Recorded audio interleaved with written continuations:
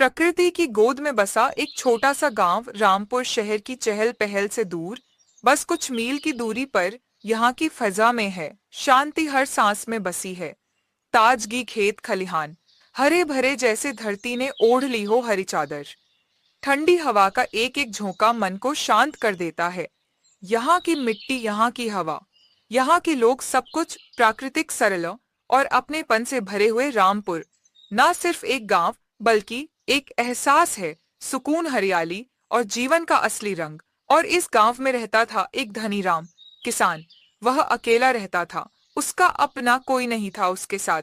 उसका सच्चा साथी, उसका प्यारा कुत्ता, जिसका नाम धनी राम ने मोती रखा हुआ था। मोती केवल एक जानवर नहीं, बल्कि धनी राम का परिवार था।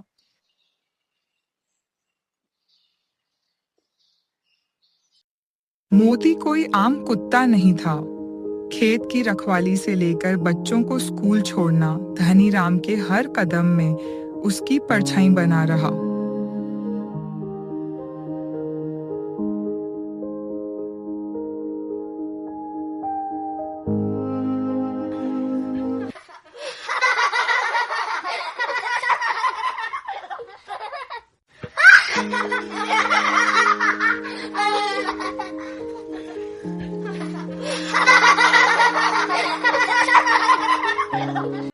तू मेरे लिए भगवान का भेजा तोहफा है।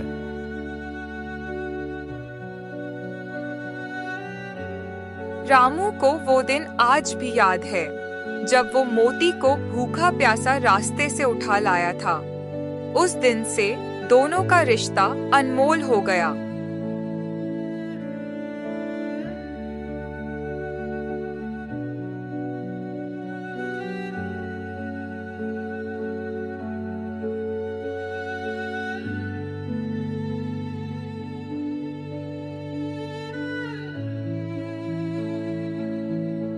मोती, तू ही मेरा सब कुछ है, मेरे प्यारे मोती।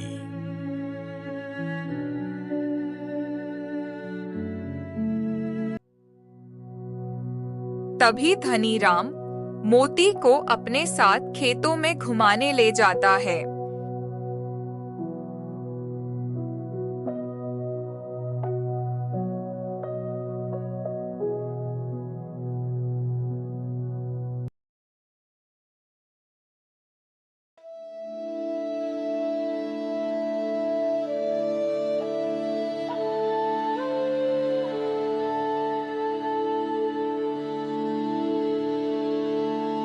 धनीराम खेत में पहुंचकर अपनी फसल को देखकर खुश होता है। मोती, देख रहे हो, तुम्हारी मेहनत का फल है। ये फसलें अगर तुम न होते तो नील गाय और चोर, ये दोनों हमारी फसल को सपाछट कर दिए होते। ये तुम्हारी बहादुरी का नतीजा है मेरे प्यारे मोती। धनीराम किसान खेतों से गांव आ जाता है।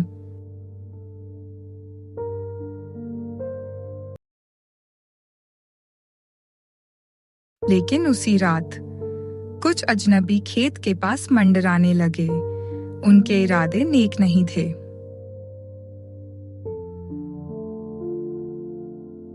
इस किसान की फसल पक गई है, काट लेंगे रात में, क्या कहते हो? लेकिन वो कुत्ता, उसके लिए भी इंतजाम है।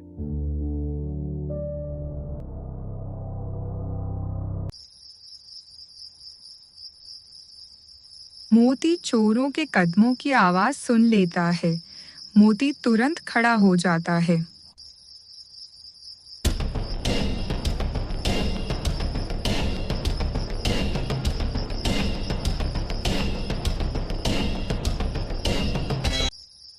चोर जैसे ही खेत में फसल की चोरी करने के लिए चलने लगते हैं,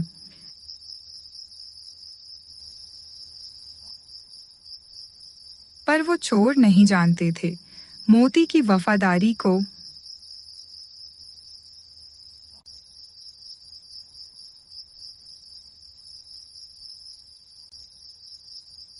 चोर फसल काटने के लिए बैठते ही हैं, तभी मोती उन पर बिजली की रफ्तार से झपटता है।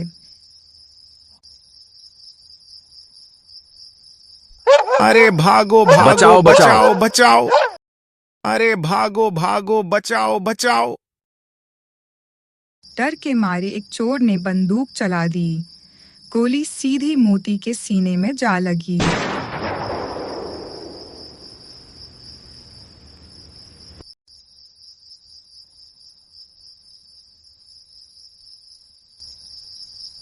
मोती कराहता रहता है, फिर भी हिम्मत नहीं हारता।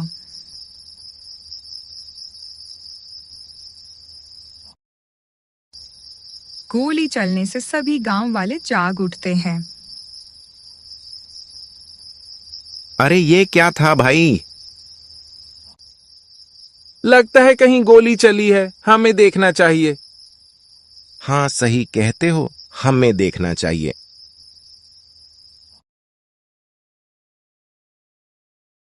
इतने में धनीराम भी नींद से जाग जाता है। वह मोती को देखता है, पर मोती उसको उसकी जगह पर नहीं मिलता। वह दौड़ता हुआ खेतों की तरफ जाता है।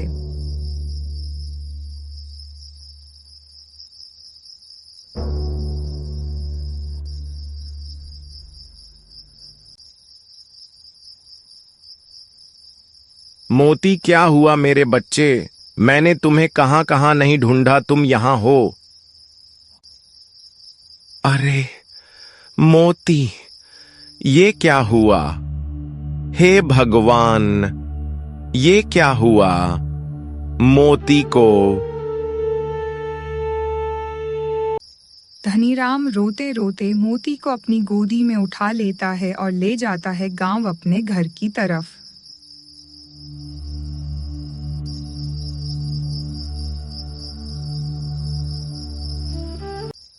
धनीराम के घर पहुंचने से पहले ही मोती मर चुका होता है। धनीराम की लाख कोशिशों के बाद भी धनीराम मोती को नहीं बचा पाया। उठो मेरे प्यारे मोती, ये क्या हुआ? अब मैं कैसे जीऊंगा तुम्हारे बिना?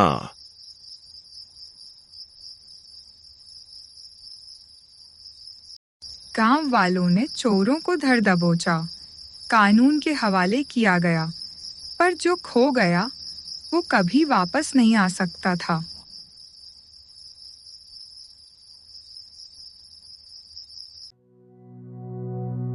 धनीराम ने मोती की समाधि खेत के उसी कोने में बनवाई, जहां वो हर रोज बैठकर खेत की रखवाली करता था।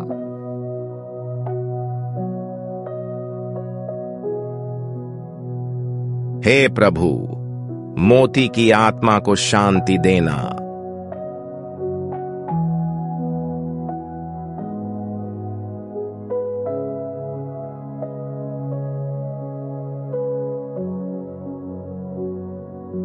सालों बाद भी जब बच्चे या बड़े खेत से गुजरते हैं तो मोती की कहानियां सुनाते हैं। पापा, क्या मोती सच में अकेले 3 चोरों से लड़ा था?